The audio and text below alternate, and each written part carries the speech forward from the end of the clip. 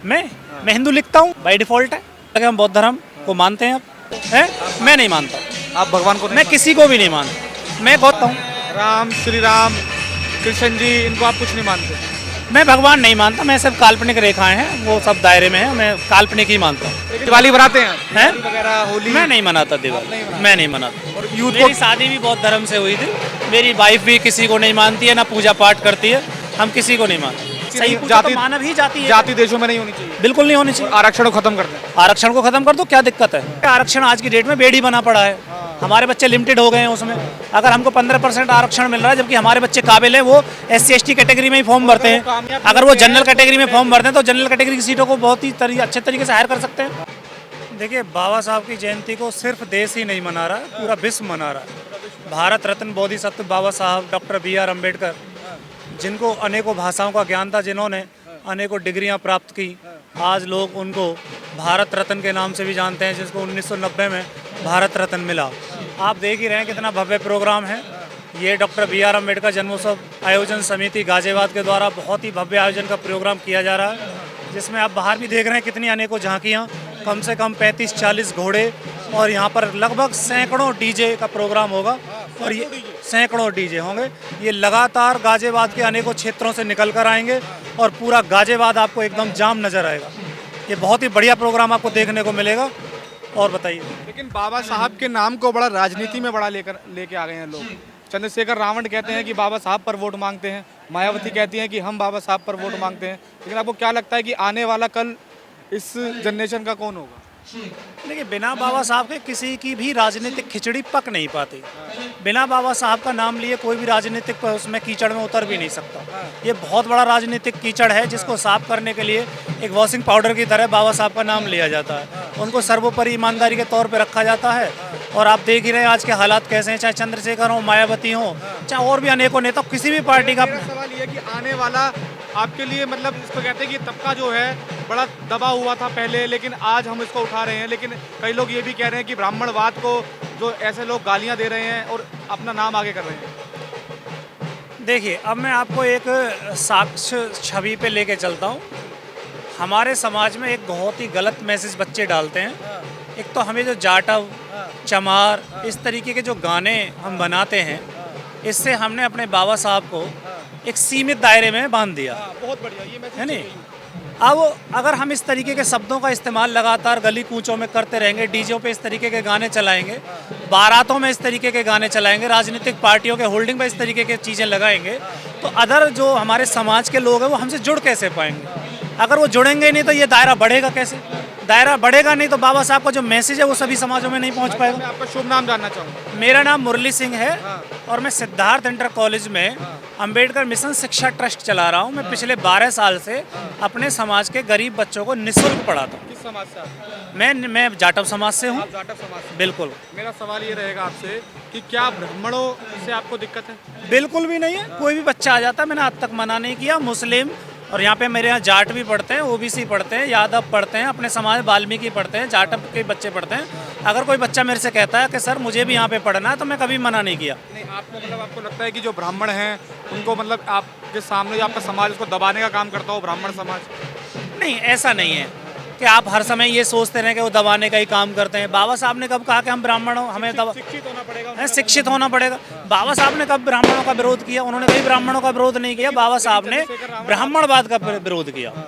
उन्होंने कभी भी ब्राह्मणों का विरोध नहीं किया। अगर ब्राह्मणों का विरोध करते तो माता का वो हम शादी क्यों करते ब्राह्मणी माता से?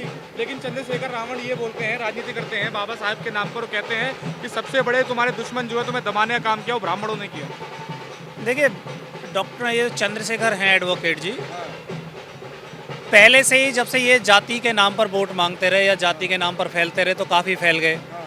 लेकिन आज के दौर में अगर आप उनको देखेंगे तो उन्होंने कहीं ना कहीं चीज़ों को दरकिनार किया है। आज की डेट में वो इस चीज़ों से बचते हैं और लोगों से भी बोलने के लिए बचते हैं, क्योंकि राजनीतिक कीचड़ में उतर चुके हैं। और इससे बचने के लिए उन्हें बाबा साहब को, या हम जो दूसरे समाज के लोग हैं, जो ब्राह्मण समाज के लोग हैं, उनको गाली गलौज से बचना पड़ेगा। UGC लाना देश के लिए जरूरी था? बिल्कुल लाना जरूरी था। UGC जरूरी था? बिल्कुल ज़रूरी था। जिस तरीके का उत्पीड़न लोगों के साथ हो रहे हैं, उस तरीके का, इसमें बुराई भी क्या थी? अगर आप किसी के साथ उत्पीड़न करते नहीं है तो उस तरीके की चीज़ें लाना गलत भी क्यों है? लेकिन इसका कल कई लोग कह रहे हैं कि इसका गलत उपयोग हो सकता था। हाँ, ऐसा भी हो जाता है कभी कभी। गांव में भी हमने देखा है, कोई भी छोटी मोटी मारपीट हो जाती है अपने समाज के लोगों के साथ तो जाके SC/ST एक्ट लगवा देते हैं बड़े हैं, वो भी गलत। मैं इस चीज़ों को झूठ पाया गया, इसमें कोई दो राय नहीं है, झूठ भी पाया गया तब भी सजा नहीं है, कई लोग फायदा उठा सकते हैं इस चीज़ का। लेकिन मैं इस चीज़ों को भी दरकिनार करूंगा कि उत्पीड़न एक बड़े मायने में है भी, बहुत बड़े स्तर पे उत्पीड़न है। आज भी आप गांव समाज में चले जाइए, मैं किसी के खाट पे नहीं बैठ सकता, मैं अपने गांव में चला जाऊं, ऐसा है। बिल्कुल है। लेकिन जो मेरे साथ के जो पढ़ने वाले बच्चे वो मुझे प्रोसीड करते हैं कि आओ भाई साहब बैठो, लेकिन मैं एकदम सहम सा जाता हूँ जब मैं उनके माँ बापों को देखता हूँ, जब मेरी तरफ देखते हैं कि ये लड़का हमारे यहाँ के बैठेगा। पढ़ना जरूरी है। पढ़ना तो बहुत ही ज़्यादा ज़रूरी है। मैं तो पिछले 12 साल से लगातार एजुकेशन को लेकर ही काम कर रहा हूँ। मैंने कम से कम सैकड़ों बच्चे यूपी पुलिस में, यूपी SI, बैंक में, रेलवे में, APO, ARO, APO, मैंने बहुत सारे बच्चे अब तक लगा दिए। मैं और मेरे साथ प्रदीप सर भी पढ़ाते हैं, और एक हमारा मैनेजमेंट है इसमें अम्बेडकर शिक्षा में, जिसमें हमारे जो जामिया मिलिया इस्लामिया यूनिवर्सिटी है, DU यूनिवर्सिटी है और अलीगढ़ यूनिवर्सिटी है, उसके प्रोफेसर्स हैं, रिटायर्ड DSPs हैं और DM हैं। मेरा एक सवाल रहेगा, पढ़े लिखे व्यक्ति, कई लोग ये भी कहते हैं कि हम जो है भगवानों को नहीं मानते, हमारे लिए सिर्फ बाबा हैं, लेकिन फ़र्क है दोनों में क्योंकि वो भगवान है। नहीं, भगवान देखो हर किसी के लिए वही व्यक्ति भगवान होता है जो उसके उद्धार की बात करता है। अब अगर किसी को गणेश जी उनके लिए लगता है कि हमारा उद्धार ये करते तो उनके लिए वो भगवान। भगवानों की बात करी है मैंने, किसी के ऊपर कोई भी व्यक्ति है चाहे कोई भी भगवान है, जिस व्यक्ति जो जिसका उद्धार करता है वो उसके लिए, अगर हमारे माँ बाप हमारे लिए सही मायने में कोई भी अच्छा काम करते हैं तो हमारे लिए भगवान से कम नहीं है। लेकिन मैं वो भगवान की बात कर रहा हूँ जिनको लोग मानते हैं, जिनको ब्राह्मण मानते हैं, जिनको हिंदुओं के लिए माना जाता देखो, मैंने बाबा साहब के छत्र के छाया में रहते हुए कभी भी किसी भी देवी देवता को अभी तक गाली देने का कोई काम नहीं हिंदू किया। मानते हैं अपने आप को? मैं हिंदू लिखता हूँ, मैं क्या करूँ उसमें, बाय डिफ़ॉल्ट है, बाय डिफॉल्ट है ये। बाय डिफ़ॉल्ट है। पहले से तो हम हिंदू ही हैं। अगर मान लो आप बौद्ध धर्म है और आपका जैन धर्म है तो शाखा दोनों हिंदू धर्म की ही, लेकिन वो बात अलग है, हम बौद्ध धर्म को मानते हैं। अब जो जाटव समाज है, जिस समाज से आप आते हो, बिल्कुल। आप उसे हिंदू मानते हैं? कई लोग कहते हैं कि ये हिंदू नहीं है, ये अच्छा, ऐसा कहता कौन है कि वो हिंदू नहीं है? मैं तो ये कहता हूँ कि 95% लोग अभी भी तो देवी देवताओं को मानते ही हैं। सबसे ज़्यादा तो यही इस बात का ठीकरा अपने ऊपर लिए बैठे हैं। मानना चाहिए ना, मानना चाहिए। नहीं, मानना चाहिए या नहीं मानना चाहिए, संविधान के तहत वो उनका अपना राज है। मैं नहीं कहता कि आप मानो, है, मैं नहीं मानता। आप भगवान को मैं किसी को भी नहीं मानता। मैं गौतम बुद्ध को भी भगवान नहीं मानता। मैं केवल उनको एक दिशा निर्देशक के तौर पे देखता हूँ। बाबा साहब को भी ऐसे ही देखता हूँ। राम, श्री राम, कृष्ण जी, इनको आप कुछ नहीं मानते? मैं भगवान नहीं मानता, मैं सिर्फ काल्पनिक रेखाएं हैं, वो सब दायरे में है, मैं काल्पनिक ही मानता हूँ। लेकिन पढ़े लिखे व्यक्ति अगर ये बोलेगा तो हिंदू धर्म का क्या होगा, आने वाला कल हिंदू धर्म का क्या होगा, क्योंकि आप तमाम बच्चों को पढ़ाते हैं। हिंदू धर्म का क्या होगा? हिंदू धर्म का क्या होगा, इसके लिए बहुत लोग बैठे हैं। देखो, हिंदू धर्म का ठेका या मेरे किसी भी धर्म का देखा या जाटव समाज का ठेका मैंने नहीं लिया है।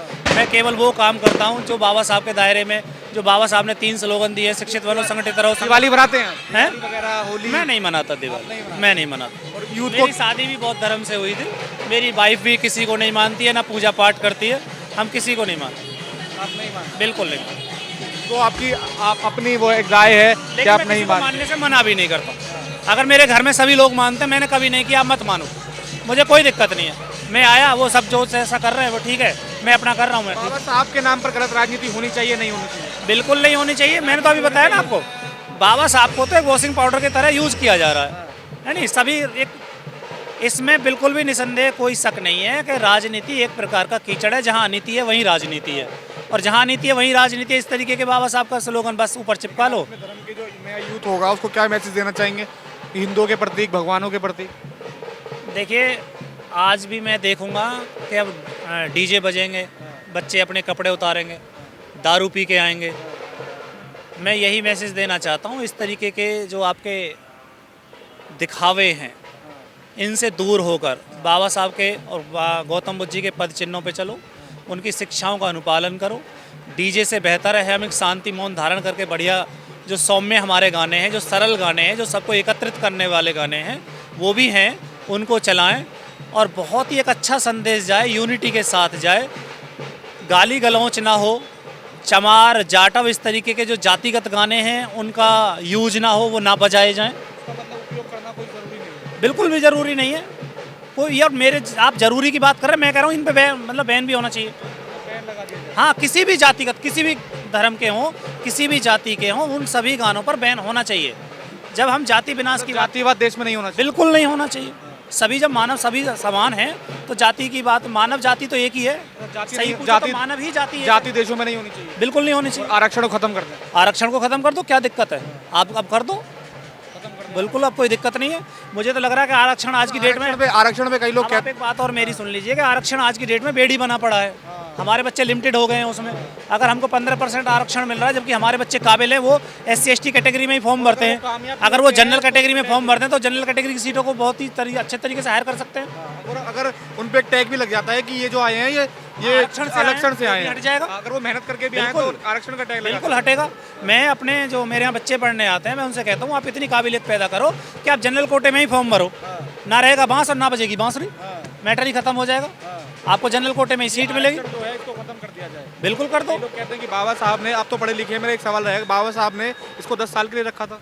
हाँ 10 साल के लिए रखा था, राजनीतिक दायरे में ये फंस गया, वो आगे बढ़ता रहा। लेकिन 10 साल तक वो भी बात सही है कि हमारे जो समाज के लोग हैं या दलित समाज के लोग हैं या किसी भी समाज के जो पिछड़े लोग हैं, उत्पीड़ित लोग हैं, उनका उद्धार नहीं हो पाया। हो सकता था ये 20-30 साल तक चलता रहता, लेकिन आज तक अगर ये चल रहा है, आज की डेट में हमारे समाज के लोग काफ़ी समृद्ध हो चुके हैं। या जिनके घर में सरकारी नौकरी वाले लोग हैं, जिनके घर में DM है, SDM है, DSP हैं, SP हैं, उनके बच्चों को तो इस आरक्षण से बिल्कुल ही दूर रखना चाहिए या क्रीमी लेयर लागू कर देना चाहिए। ठीक है, तमाम आपने बातें सुनी। इस वीडियो पर आपकी क्या राय है, कमेंट बॉक्स के माध्यम से ज़रूर बताइए।